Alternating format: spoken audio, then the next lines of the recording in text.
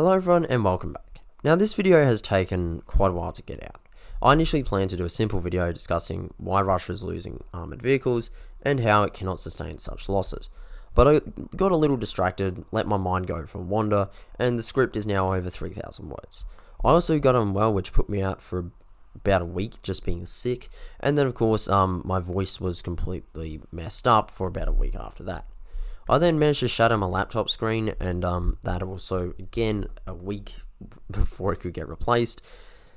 So I'm very sorry that this video has taken so long. With this video, it will be all my thoughts on the Russian situation in Ukraine, and I'll finish it with some NATO memes at the end. It's just ones I cherry-picked and I found amusing. So, to start this off, I must explain my personal beliefs and perspectives on the Ukraine conflict.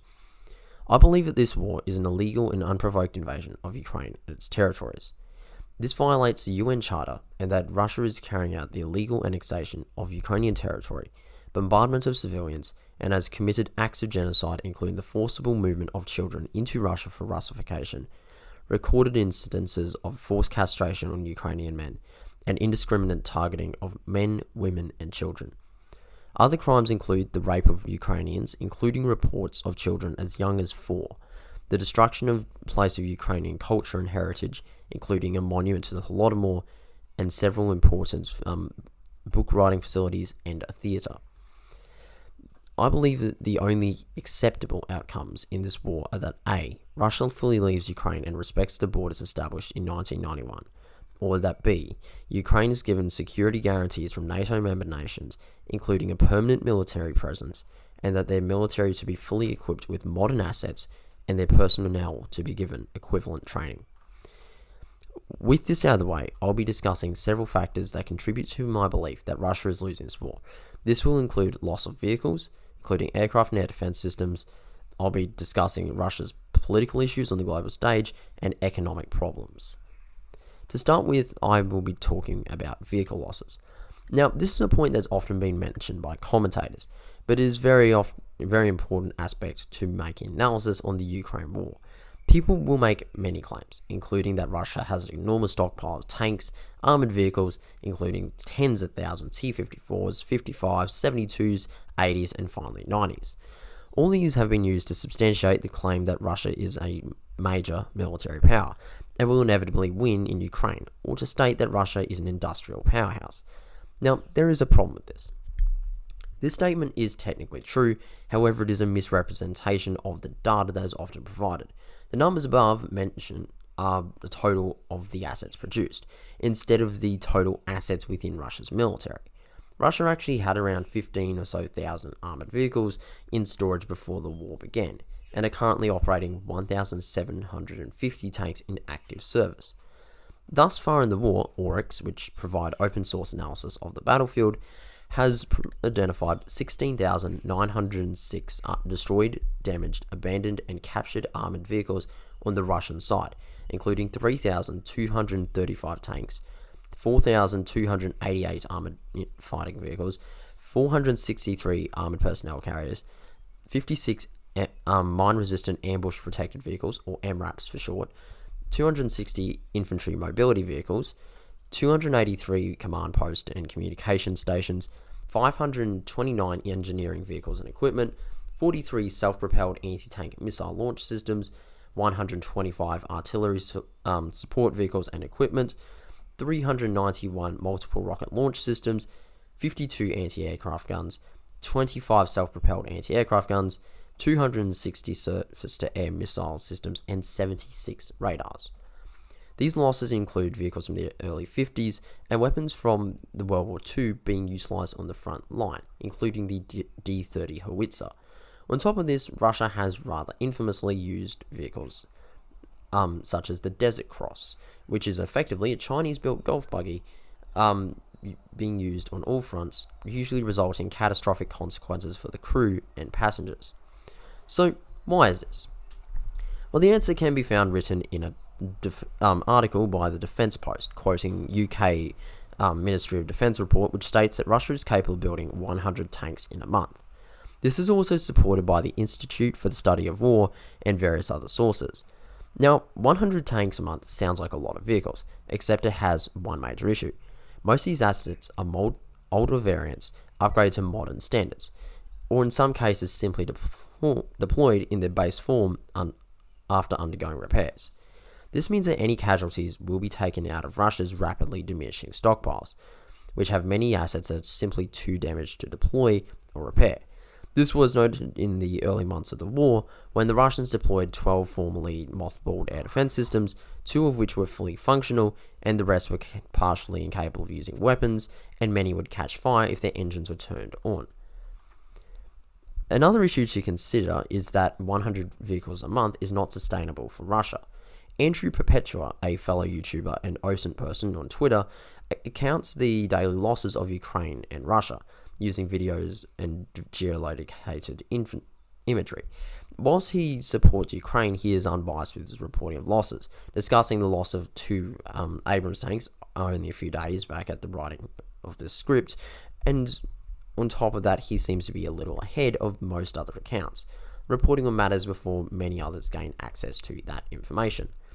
In his recent reports, again at the time of the writing of this script, he has shown Russians taking an average of 4 or so tanks a day in losses.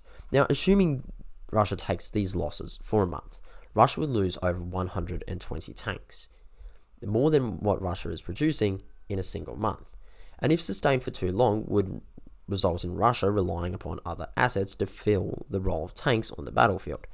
In correlation with this, the ISW, or the Institute for Study of War, has reported that Russian stores of armoured vehicles have reduced by 32%, and going to state that Russia's losses of Soviet-era vehicles are at high levels far higher than can be compensated by its defence industrial base, and will not be able to replace them for, quote, many years.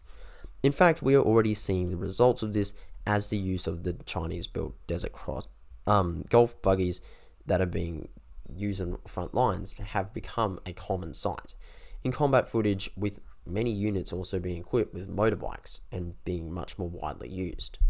These forces are being used due to a lack of alternative assets to move the Russian soldiers, as their vehicles have been destroyed. This in turn leads to a higher level of casualties on the Russian side, and means that a higher number of engagements for the Russians will become fatal. On top of this, we have other losses for the Russians, including aircraft and naval assets. Russia thus far has lost 108 aircraft, including 3 MiG-31s, which are incapable of being replaced as the final batch was produced in 1994, a Su-57, of which 14 are in active service. Russia also lost 3 Tu-22 M3 bombers, 1 Tu-95 MS strategic bomber. They've also lost 106 helicopters, including 60 cutting-edge Ka-52 Alligator attack helicopters. And thanks to sanctions that have been put on Russia, it's harder for them to produce and repair these assets. However, the biggest issue is competent pilots.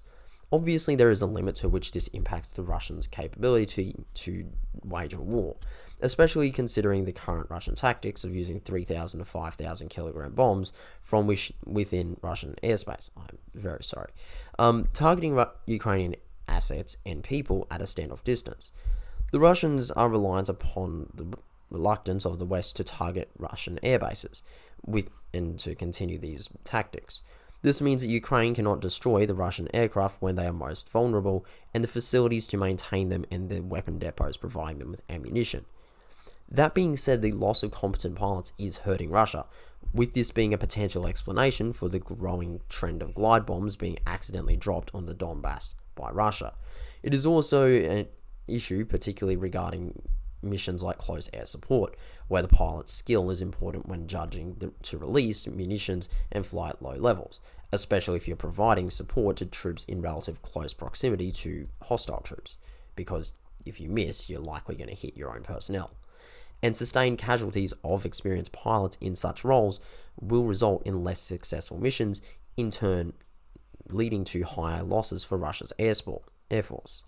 Now that it's out of the way, Russia has also taken significant losses in its navy, with the Black Sea Fleet taking severe damage, with 19 vessels being confirmed to be destroyed, including the Moskva, which is one of 3 Slava-class cruisers, 2 Karakut-class corvettes, of which 4 are in active service, 1 Kilo class submarine, 5 Raptor class patrol boats, 1 Project 02510 BK-16E high-speed assault boat, 1 Project 640 small patrol boat, 1 Tapir class landing ship, 3 Rapucha class landing ships, 1 Project 11770 Cerner class landing craft, 1 Ondatra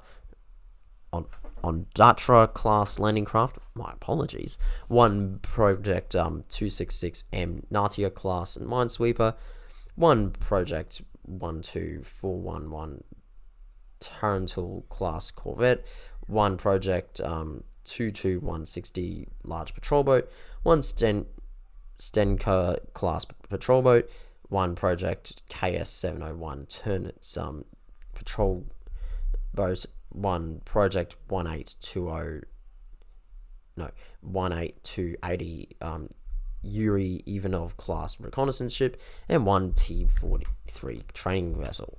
Now, all these losses are much more damaging to Russia, as these assets cannot be replaced with any ease. As I've mentioned before, the Moskva is only one of 3 ships, and the only cruiser in the Black Sea Fleet, and a major part of Russia's strategy to bring down American aircraft carrier battle fleets and deter NATO. On top of that, the corvettes are modern ships, of which there are only very few in operational status in Russia, and the loss of the landing ships impacts Russia's capacity to operate in the Black Sea, particularly in any operations against NATO and the Baltic states, or if they were to attack Odessa in order to attempt to prevent a Ukrainian access to the Black Sea. And of course, most of these assets are irreplaceable without weakening other fleets. On top of this, Russia lacks any programs to develop replacements for these ships, meaning that there is no new force of landing vessels to replace the destroyed warships. With the losses finally finished, we now come to Russia losing influence and power across the globe. Russia has seen a decrease in its influence in other nations, 2 prime examples being Britain and France. France was initially stepping on eggshells trying to avoid antagonizing Russia at all costs, and has now become one of Ukraine's biggest supporters, providing major aid packages including armored vehicles, Scalp missiles, air defense missiles, and promises of Mirage 2000s, alongside vehicles that will be retired as the French military modernizes in coming years. Prior to the war, Russia has enjoyed a lot of influence in Britain, thanks to amounts of money being spent on trying to corrupt the British government and population. One such example was the placement of a Russian oligarch in the British House of Lords, allowing him to have voting rights on laws being implemented. Since then, Britain has completely turned, with those that proclaimed Putin as a friend of the West, that he could be trusted, were proven to be fools. Proven wrong in the face of numerous threats and continued aggression by Russia, the influence has waned, and fewer people will actually justify the war in Ukraine, typically preferring to use isolationist arguments instead of outright supporting Putin. On top of this, Russia has lost support and influence on the global stage, with their weapons being abandoned by several Arab nations, India beginning to step away from the Cold War era Russian weapon systems that they've purchased, and now beginning their own indigenous tank designs for weapon systems, whilst buying aircraft of Western nations. The same is true for China, albeit without buying Western combat aircraft. China is developing its own warships and aircraft since Russian equipment isn't of a high enough standard. Russia's own answer to NATO, CSTO, has experienced member states leaving, whilst NATO itself has only grown, and even BRICS partners denied support to Russia on the grounds that, ironically, it would escalate things between themselves and the West, showing that perhaps their support for Russia wasn't as steadfast as the pro-Russian groups seem to have thought. South Korea will be an interesting nation to watch, as they have threatened action if North Korea receives weapons or assistance from Russia. Since then, speculation about aid ranging from artillery rounds to potentially aircraft or armored vehicles has been circulating as Russia tightens its ties with Pyongyang. Putin has also lost a significant amount of influence and face in this war, particularly when it comes to his infamous red lines. With each, he has promised fire and brimstone, yet failed to carry through with his threats, leading to many leaders dismissing them as bluster. This has caused him to appear weak, and with no real way to stop NATO nations or its allies in providing support. This has been exacerbated by the failure of Russian weapon systems, such as the Kinzhal hypersonic missiles and the infamous Zircon systems as well. Despite being advertised as easily capable of penetrating Western air defenses, have all been shot down in Ukraine, and Russia, at least to the extent of my knowledge, has stopped using them. The S-400 has also proven to be a failure, incapable of shooting down Ukrainian-operated Storm Shadow missiles and targeting ATACMS missiles launched from HIMARS systems. In addition, we must also consider France's commitment to fully equip and train a battalion of Ukrainians, alongside Poland training and equipping a foreign battalion for Ukraine, alongside Czechoslovakia has also been showing interest in this initiative, all of which shows how far Russia has fallen regarding its global influence. The final segment of this video, we will be discussing Russia's economy. The European Council of the European Union discusses the impact of sanctions on Russia and states that in 2022, the World Bank, International Monetary Fund, and Organization for Economic Development and Cooperation reported that Russia's GDP dropped by 2.1%, and according to the Moscow Times, Russia raised its interest rates from 16 to 18%, so that the government can reach the target of 4%. It has also revised its inflation forecast from 6.5 to 7% in the coming year. Central Bank Governor Elvira Nabiullina would go on to state that labor and production reserves are practically exhausted.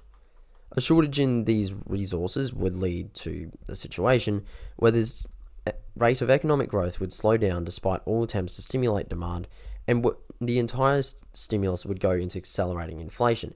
In essence, this is a stagflation situation and could only be avoided at the cost of a deep recession. Today's additional tightening of our policy should prevent this scenario, Nabiullina said when explaining the bank's decision on the rate.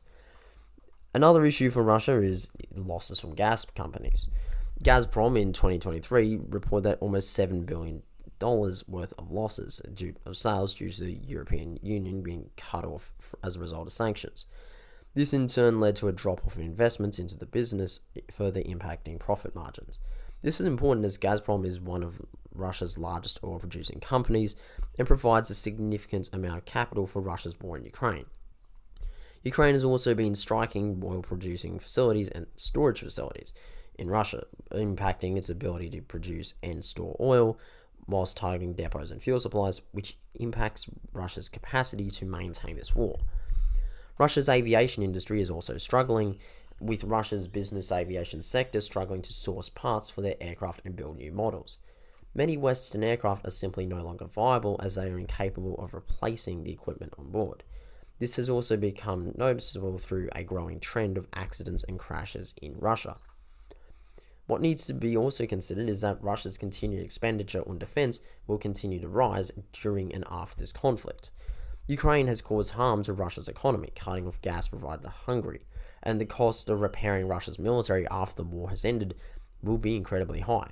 Russia will have to rebuild its factories and establish more production capacity so they can fight a war, and the value of its weapons systems and vehicles will be in high billions, assuming the war ends today.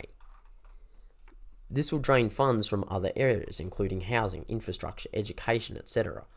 On top of this, Russia is spending $1.5 billion a year on propaganda, amongst other things, all of which will lead to issues down the line.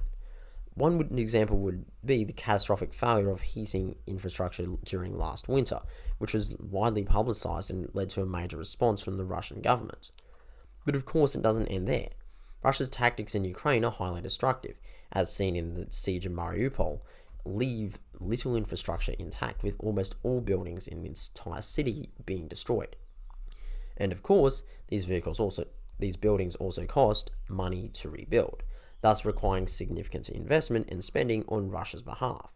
Worst of all, this is at a time where the Russian currency is at an all-time low in value. More expenditure from the Russian government would flood the economy with the currency and further harm its value and buying power.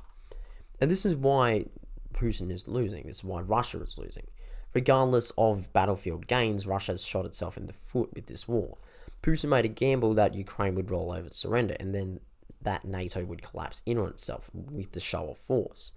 The stockpiles of weapons and armoured vehicles upon which Russia relies to establish its much-touted quantity over quality is gone. With these gone, Russia will have to completely restructure in order to purchase facilities and vehicles to replace their old stockpiles.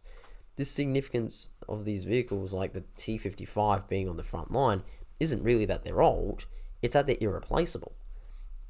These assets were built in the 50s when Russia was at the peak of its industrial might and on par with the West, with many technologies including aircraft, tanks, radars, missiles. However, these assets will not be replaced. The factories that built them were in the Soviet Union. They come from numerous nations including East Germany, Ukraine, Poland, Czechia, and many other nation states, and this means that Russia's production capacity is not as high as many proclaim. Additionally, Russia can only build 200 or so modern tanks a year, a number that becomes lower when you consider the fact that vehicles like the T-90M often use old T-72 hulls as a baseline chassis, and Russia's depleting tank stockpiles will mean that eventually those T-72 hulls won't be usable. Russia will have to carry out a modernization of its naval forces, which will be a multi-billion-dollar endeavor alone, as they replace outdated warships that make up their navy alongside assets to replace vessels in the Black Sea. On top of this, Russia winning won't change their economic circumstances, nor will it prevent the issues from growing worse as time drags on. They will need high levels of expenditure on rebuilding Ukrainian cities that have been leveled, and alongside rebuilding bases and facilities that have been destroyed in the war, whilst fighting a burnt-out economy and Soviet-era infrastructure. And finally, Russia's weakened its stance on the global stage, where even its limitless partner China has been refusing to send lethal aid nor armoured vehicles. It has lost a great deal of influence over European nations, and a lot of its major allies are no longer buying their armoured vehicles, tanks, or aircraft. But that's all I've got for today. I hope you all enjoyed the video, and if you did, please leave a like and subscribe, as it helps the channel and is greatly appreciated. And I'll catch you on the next one. Thank you very much for watching. Goodbye.